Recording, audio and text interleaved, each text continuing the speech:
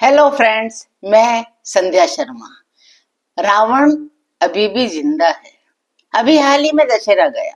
रावण के बड़े से बड़े, बहुत बड़े बड़े रिकॉर्ड तोड़ पुतले बनाए गए और उनको जलाया गया और लोग बाग बड़े खुश हुए, हर्षोल्लास से मेला एंजॉय किया उन्होंने और रावण जल गया। बड़े खुश होते हुए घर आए।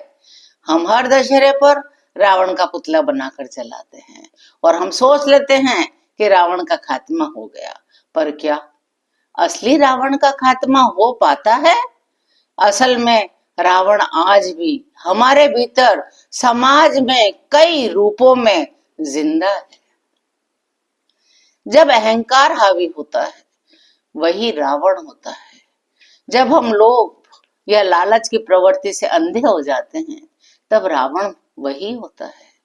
जब स्त्रियों के साथ दुर्व्यवहार किया जाता है, अमानवीय व्यवहार किया जाता है, अपहरण किया जाता है, बलात्कार किया जाता है, उनका अपमान किया जाता है, उस समय भी रावण ही तो जिंदा होता है। जब भाई भाई आपस में वैर करते हैं, विरोध रखते हैं, वो रावण है।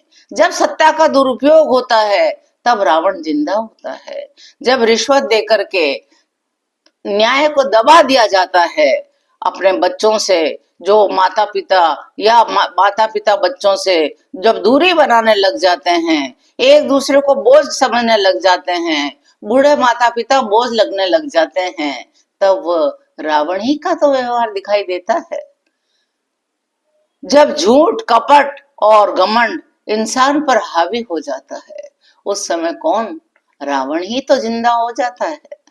जब हम अपने भीतर समाज से इन सब रावणों को जला देंगे तभी तो सच्चे अर्थों में दशहरा होगा, तभी तो सच्चे अर्थों में विजयदशमी होगी, तभी तो सच्चे अर्थों में रावण का विनाश होगा, रावण का खात्मा होगा।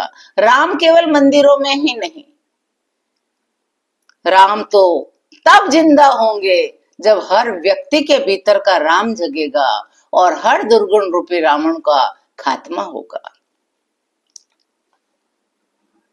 जब रावण को हम जड़ से मिटा देंगे, राम ने तो सिर्फ एक ही रावण को मारा था, लेकिन अभी तो सभी लोगों को राम बनने की जरूरत है, क्योंकि रावण बहुत है और बहुत सारे रावण को खत्म करने के लिए बहुत सारे राम की जरूरत होगी। तो सबसे पहले तो हम अपने भीतर के रावण को ही खत्म करें, तब हम राम बनेंगे, और जब हम राम बनेंगे तो और कई दूसरे रावण को खत्म करेंगे।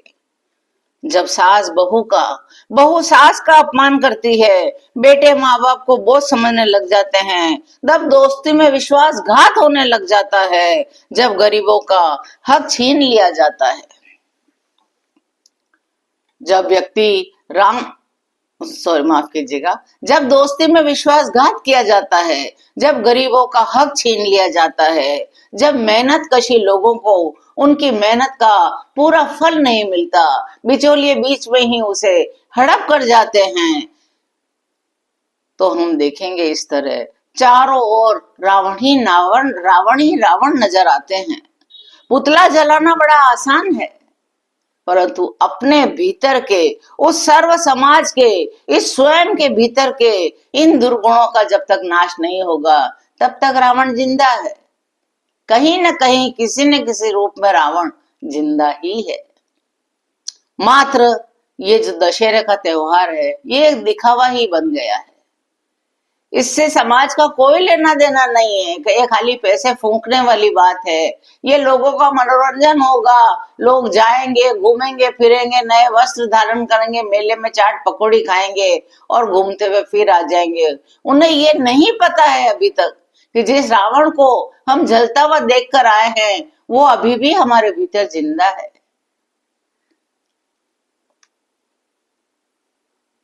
और ये जो हमारे भीतर की आग है, जो राम बनने के लिए बेताब है, ये बाहर से नहीं आएगी। इस आग को तो हमें सबको भीतर से उठानी होगी, जगानी होगी। इसके लिए हमें उठकर तैयार होना होगा, खड़ा होना होगा। इस रावण के विरुद्ध हम सबको एकजुट हो जाना होगा और देश से, दुनिया से सब लोगों के मन से इन दुर्गुणों को दूर करना होगा, तभी एक सभ्य समाज की नींव रखी जाएगी और तभी हम सच्चे अर्थों में कह सकेंगे कि रावण का खात्मा हो गया है। क्या आपकी राय में भी रावण आज भी जिंदा है? यदि आप मेरी इस बात से सहमत हो तो इसको शेयर करिए और कमेंट करिए और सब्सक्राइब करिए और जय श्री कृष्ण।